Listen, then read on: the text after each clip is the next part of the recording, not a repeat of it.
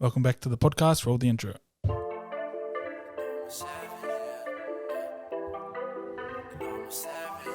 Yeah, they call me a savage. How I'm putting in work.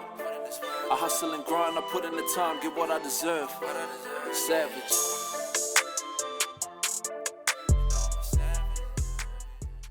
We're back, bro.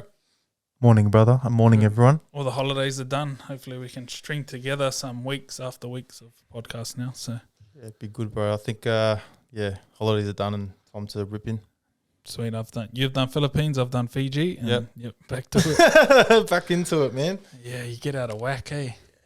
Wow. It just happens, bro. Spend time with the family, get Yep. away from Dodge for a bit. And I think it's good because we get back into this and we just find our feet real fast. Want to rip in? Yeah, bro. Fuck Hard. yeah. Training. Yo. What's the I thought I'd just mention that, we've sort of changed our focus a little bit. We're doing those. It's just a highlight for me, bro. Nordics and sissies Monday, Wednesday, and Friday. Yeah, just a bit of volume and trying to progress those as fast as we can. Like I said to you the other day, it's pretty much what my knee has been missing. Yeah. Just a little bit more like harder volume because I do lots of work for the knees anyway. But doing those sissies and Nordics together as a superset as well has been a very good learning curve for me. Yeah, and just a lot of volume. We're doing 3 times a week. Nordic, sissies, superset, back and forth. Nice and simple. Pretty much a knees over toes session, right? Yeah. Just 3 times a week and it's working. I feel good. Yeah, I haven't done much legs recently. Just been smashing upper. So Upper, yeah. it's good to get into some lower body and feel strong doing sissies and Nordics. Yeah, exactly. Body weight stuff. I think like we said the other day, that sort of working back towards those standards that we know of already for ourselves. So yeah, something to work towards. And I think the next 2 months is going to be very interesting, especially doing all this volume for the Nordics. And I'm pretty excited to be able to hit them. And trying to push it a little bit more, like go high volume, high rep sissy squat. So like into the 20. Same with the Nordics, and then see how we look. And we can get through that session pretty quickly, right? The other day I timed it. It was like 45 minutes. And we got a good chunk of work done, which is always beneficial when you've got time sort of against you. What do you reckon? 20 like Nordics? Yeah, 20 Nordics and then 20 sissies. Yep. And then see you how mean we for look. a standard or?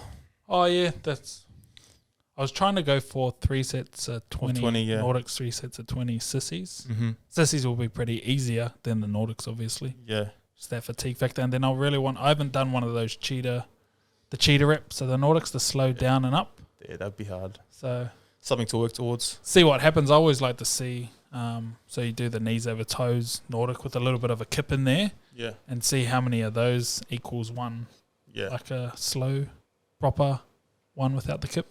I like the kip. Yeah, same. Like I feel like my body reacts well off it just because it's got that little bit of explosiveness about it. Sorry. And I don't know. It feels real good.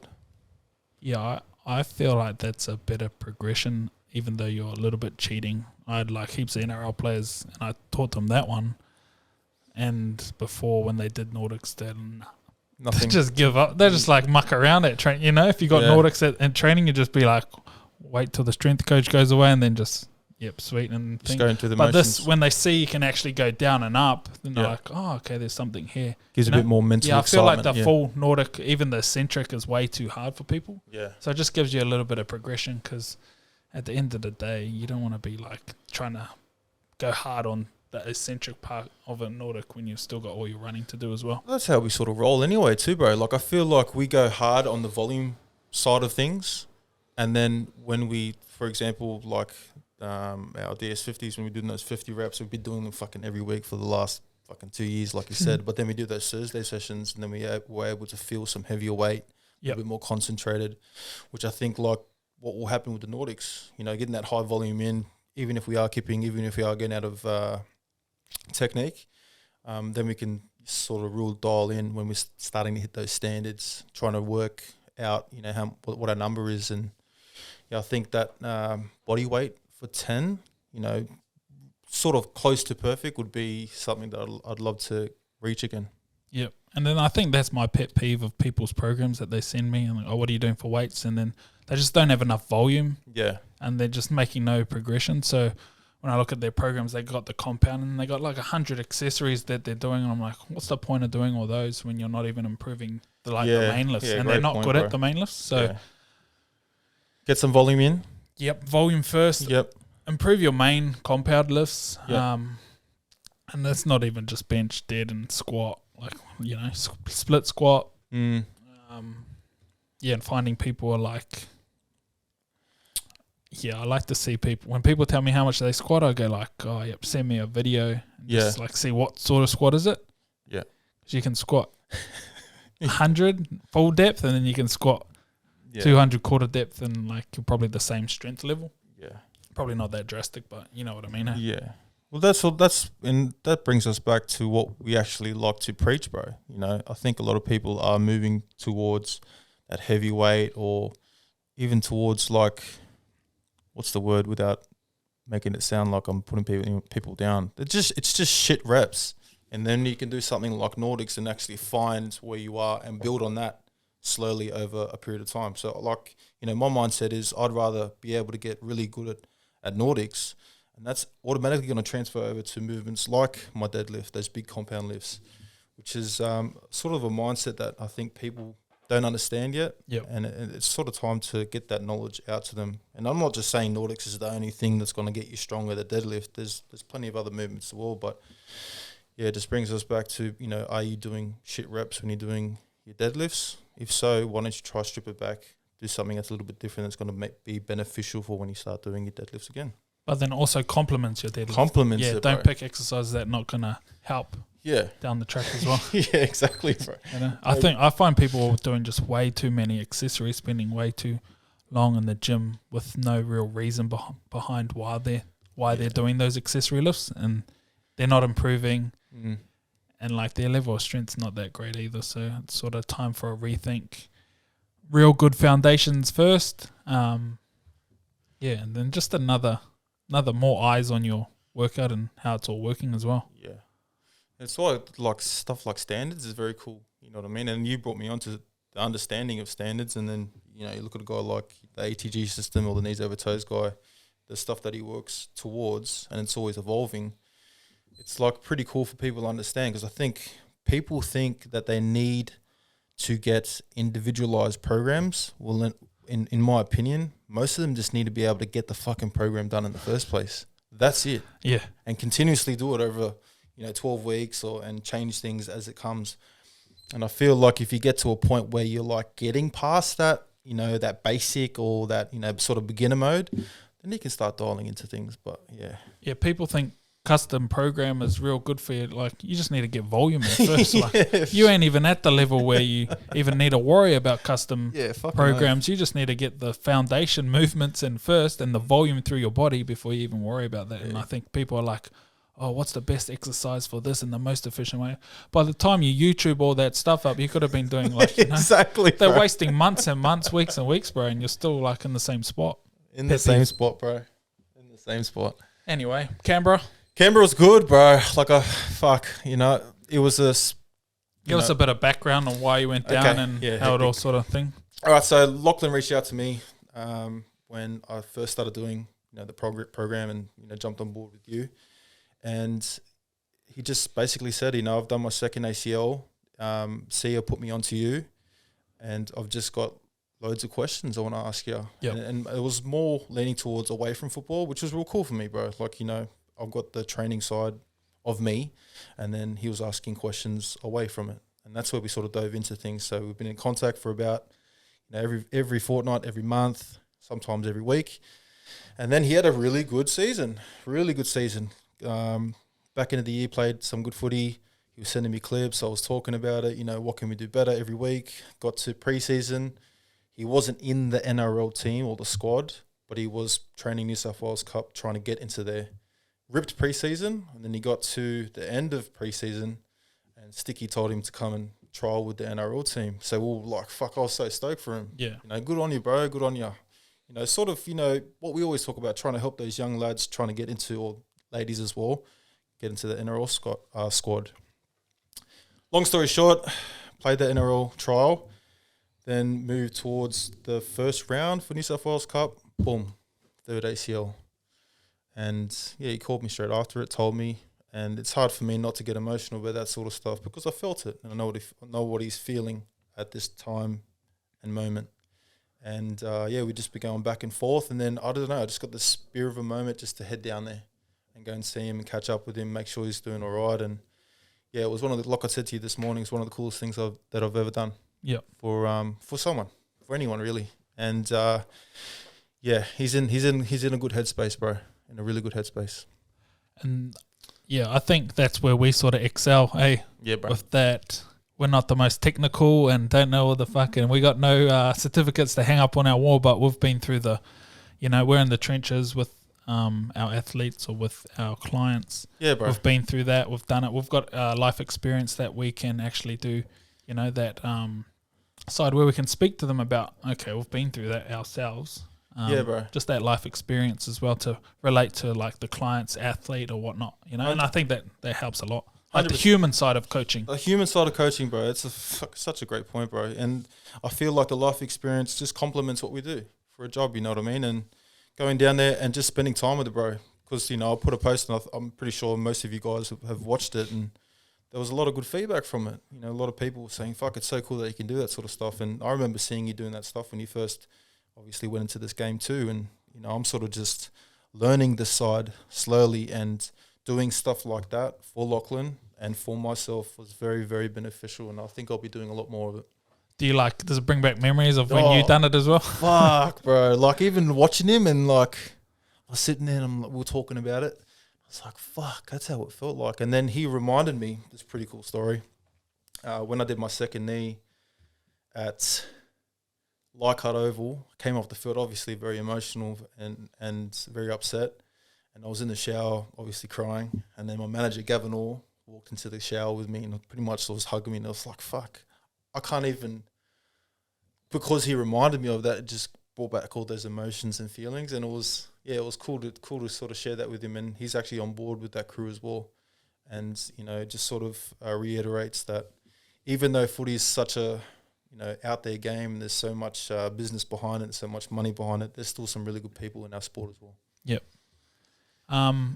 What is that feeling when you do your ACL? Is it like, fuck, my career's over? Or is it like, especially in heaps, probably in a tougher spot where he hasn't debuted yet too? Exactly. He's very all different. those emotions, like you're trying to make it and then bang, you're gone for the season type thing. Yeah, so like some context, as you know, I was already signed for a couple of years, so I had a bit of insurance in the back pocket when it comes to, being at a club. And, I was already an NRL player, but someone like himself, he's in a different situation, which would be a lot harder than mine. But the immediate, bro, is immediately you think, what have I done wrong over the space of however long you've done everything? You look at everything, rehab, am I doing the right things away from it?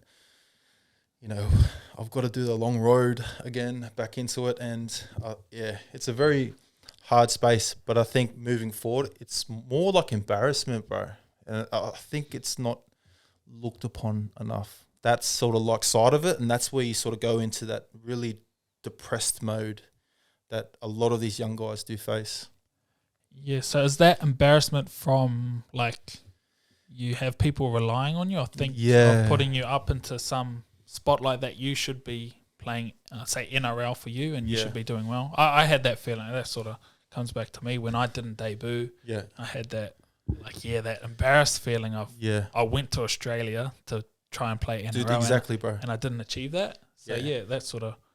So like along those lines, it's like I'm letting, because it comes real fast, bro. Like have I done everything, and then you get embarrassed because if you haven't ticked every box, there's all the people that are supporting you.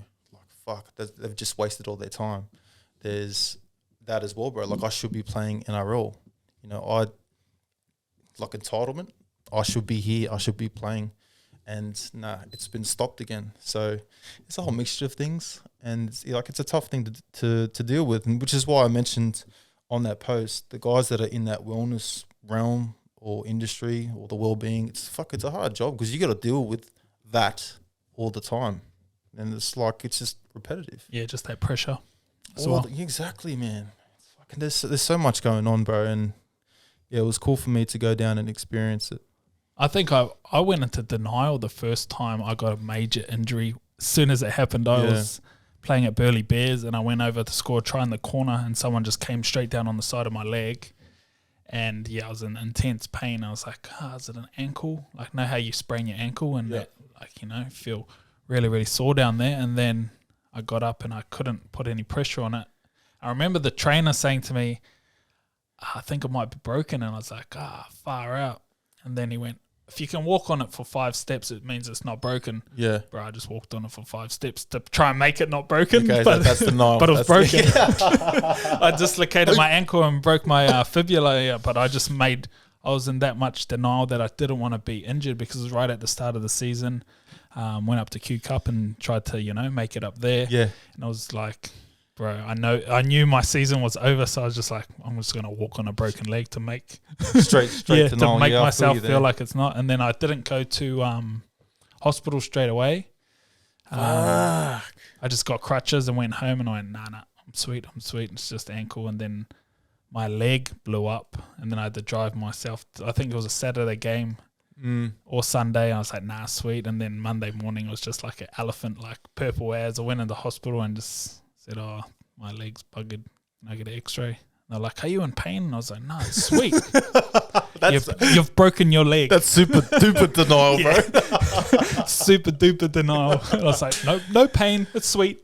Yeah, but then they showed me the x-ray.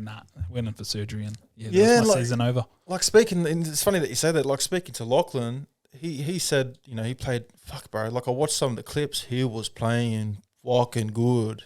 And I'm like, fuck, you're playing such a good game. And he's like, man. And he showed me the clip of him doing his ACL. And it was, everything was underneath him. Non-contact? No contact. Bro. Like everything was fine. It was only a small, sharp movement. But when he went down, he like tried to get up as well. Now that you've said that. And he's trying to walk it off and you can see him limping. But then he knows straight away. He just hits the ground and he just starts crying. Yeah. And I'm like, fuck. Watching that, bro, that's when, for me, it's the remembrance, but then understanding what he has to deal with right now. Because he's got a whole nother year in front of him. That's a long time to do rehab, surgery, and whatever you need to do. Yeah. And like, imagine being on the cusp too, bro. Like, he's literally almost there. He trialed with the NRL. He was always in, conversations with the crew above. And yeah, he was starting to get some momentum, and that game, like I said, he was fucking ripping it, bro. So yeah. Oh well, man, it's all a learning curve. Oh, it's a tough curve, that one, bro. It's a tough one, cuz. Yeah, but then, which was another highlight of the weekend or the little stay down there, I got to see Sia, and he took me around to GIO Stadium, and the headquarters, and fuck. Yeah, you said Canberra was cool. Hey? The best facilities I've ever been in, bro. Yep. It was just nice to walk around because obviously no one was there. Walk around and see how, It's cool being back in that environment. Yeah, I get that with Maldives too. I'm like, yo, bro. This is like, it's natural way. It's just like. You walk in and you can feel it. Yeah, you can feel it, bro. Yeah. Like, because I went to the cafe before that with Lachlan and all the 20s, I think, boys came out and they were just like all chilling. And I was like, oh. Can feel that environment, and then you go to the headquarters. It was just first off, I went to the GIO Stadium and like Sia was showing me around and seeing all these posters of him up on the wall. I was like, "Fuck, you're pretty famous around here, bro." And then you go into the sheds and you see all the setup, and just reminds you of what we had to go through. And then when he took me to the headquarters and I got to see the actual facilities, it's fucking top notch, bro. Yeah, it's like one of the best places I can only imagine America and how. Because that's what it felt like. You go to those colleges and they've got their setups. Yeah. Everything's like aligned. Everything's fucking clean and crisp. And that's what Canberra Raiders headquarters was. Because when we grew up, bro, we didn't have those facilities. We had like those old school bodybuilding style gyms. ES Marks. Fucking the old fucking jammer. Yeah, jammer. Some of those movements, bro. I was like, fuck. But yeah, like I enjoyed that, bro. I really did. It was cool.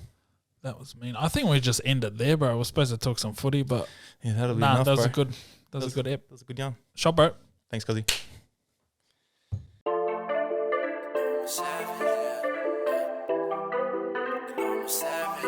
Yeah, they call me a savage. How I'm putting in work. I hustle and grind, I put in the time, get what I deserve. Savage.